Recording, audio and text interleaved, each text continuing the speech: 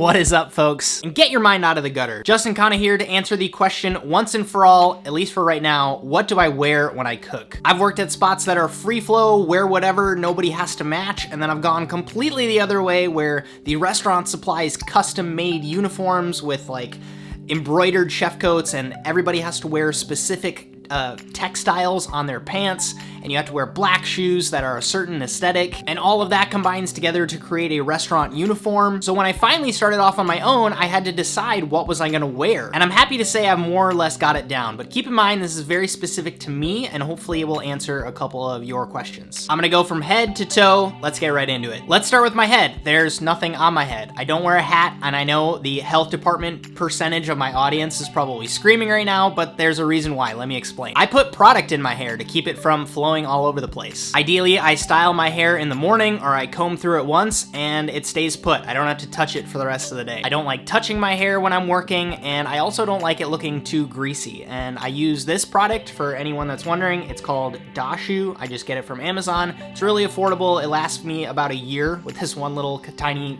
tub, I guess you would call it. This also doesn't smell like very much. I don't like smelling good. I don't like smelling bad. I like smelling like Switzerland, neutral. Also, yes, I have a beard. I've been rocking one for probably the last 4 years. This started as a rebellion against the almost 6 years of not being able to have facial hair in all the restaurants that I worked at and in my culinary school. Every single spot required men to be clean shaven, and I'm also half Indian, for those of you that don't know. And so when I would have like a 6 a.m. start time, after 10 hours of work, a sous chef would come up to me and be like, "Did you shave today?" "Yes, chef, I definitely shaved." If I didn't shave, you would have been able to tell when I walked in this morning. So after all of that, when I moved to Europe and I worked at a restaurant that didn't require men to shave, I started rocking the beard and I just kind of stuck. I like it. I don't have a scraggly beard at all. I try to keep it pretty trimmed up, and between the hair on my head and the hair on my face, with both in pretty decent hygiene, I try to, knock on wood, I haven't ever had a guest complain about a hair in their food. Heading down, I'm wearing one right now. It is a Henley style shirt from a Korean company called H2H, and I buy these on Amazon. They come in about 94 different colors,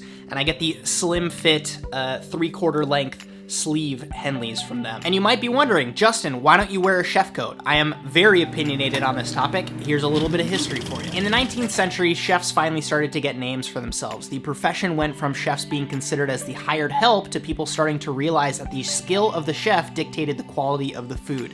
And Marie-Antoine Carême is often quoted as the pioneer of the traditional chef uniform, which is essentially this 100-fold toque, the neckerchief, the chef jacket, the apron, and of course the houndstooth pants. And the chef jacket was traditionally made with cotton. The design was very intentional. You see, back then the stoves were still heated with actual fire, so you would have these incredibly hot environments to work in.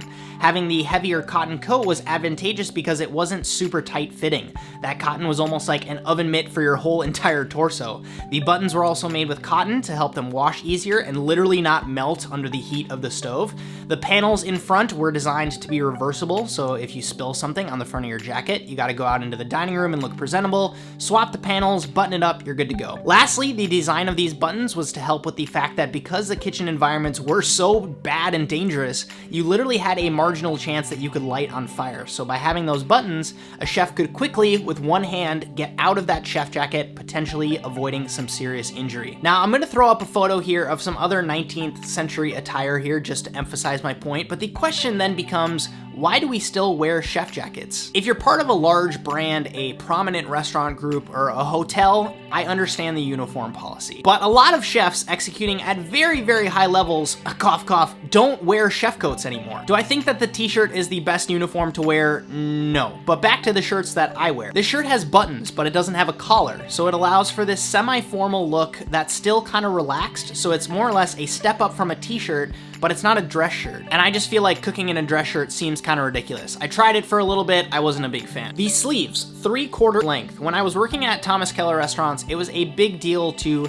essentially have your chef coat roll down as much as possible. You'll see it in a lot of the photos of Thomas Keller cooking. He has his chef coat rolled all the way down, and what would often happen with the sous chefs is that you would get yelled at if you rolled your chef jacket like too far up above your elbow. So what I would do, and the way I found it most comfortable, is to do just one cuff. So I would roll my chef coat one cuff up, putting them essentially at this point on my arm. The idea of having the chef coat rolled down all the way is essentially to flex on everyone about like, this is how clean you aren't rubbing your chef coat all the way through all the sauces on the plates, and it also is like you're protecting yourself against forearm burns. I haven't had forearm burns in a while. Mine are decently clean. So with these shirts stopping essentially at the place where I would cuff my shirt up anyways, it saves me that step and I don't have this annoying cuff in my shirt. Plus, because it's a slimmer fit, I don't have to worry about baggy sleeves running through the sauces while I'm plating. Now there's the dilemma of that front panel situation. What happens if I get sauce on my shirt, if I spill something or a puree blows up on me? This might seem like kind of a pompous piece of advice, but after working in high-end kitchens for so long, and you would literally get made fun of or called out for if you had even the smallest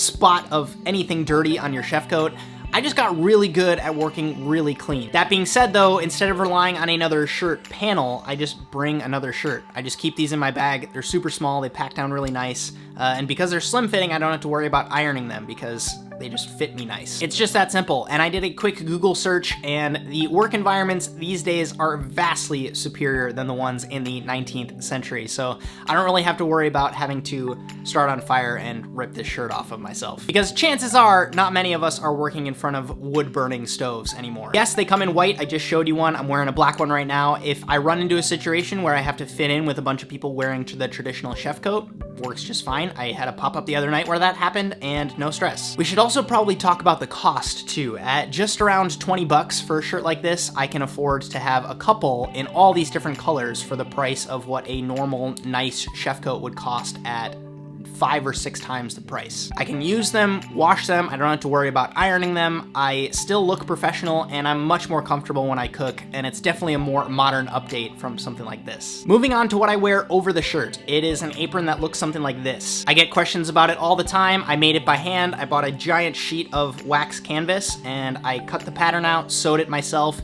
riveted those 2 leather pieces in for holding either my tweezers or towels, and then I bought a set of work suspenders that are elastic on the bottom to clip on the top and in the back. Best of all, because it's elastic and it doesn't have the tie around in the front, nothing gets bunched up, I can move around, I can reach high up on shelves, I can crouch down and go into fridges, and I never have to adjust my apron all day, which is amazing. Plus, because these straps are cross back instead of going around my neck, it relieves so much of that tension and it feels great. And as ghetto and as homemade as this apron is, it has definitely stood the test of time over the year or so that I've used it.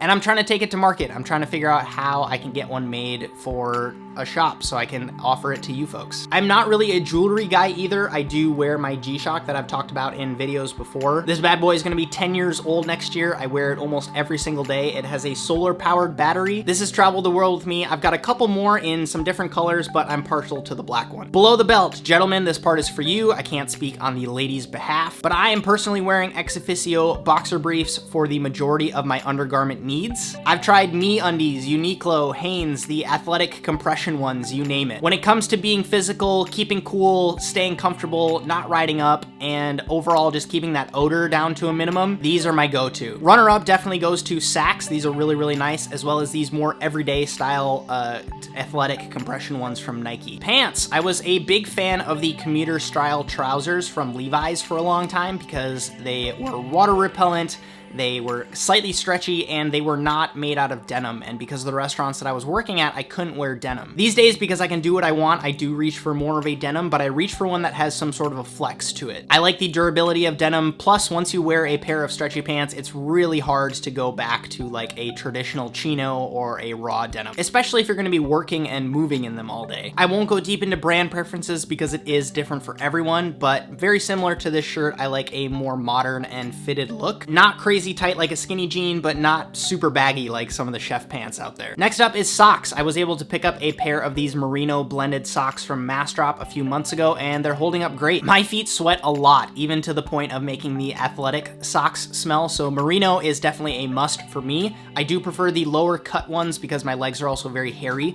so having the socks come up all the way up on my ankles definitely leads to some problems of sweating and discomfort for me. The shoes. I've gone through almost every single shoe that you can imagine in the kitchen. I started in Crocs, then I did the slip-on Breguards. I brought a pair of Birkenstocks, which I hated because they weren't the right shape for my feet.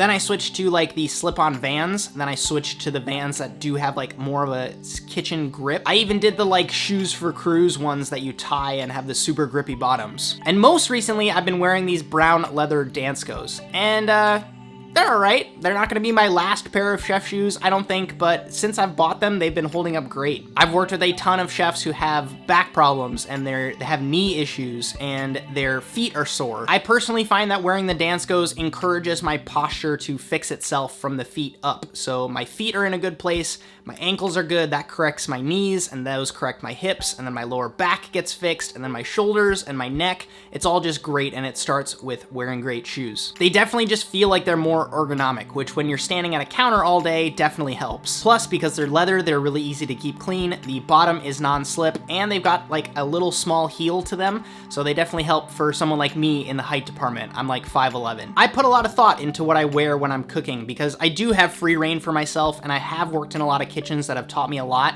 I want to keep it practical, but I also want to be comfortable and keep it professional so that when I go out and talk with guests, I'm not just the guy in the t-shirt that's cooking. It's a little bit more polished, it's a little more modern, and ultimately it's comfortable for me, the person that's wearing it. I'd absolutely love to do a giveaway at the end of this whole thing, but it is such a personal preference. You might order one of these shirts, put it on, and hate it because it just doesn't fit you right. You know what I mean? I hope this encourages you to form your own opinions and develop these principles for what you like and what you don't like, because ultimately, if you're spending 60, 70, 80 hours a week in these clothes, you might as well enjoy wearing them. Thanks so much for your attention. My name is Justin Khanna. Have a good one.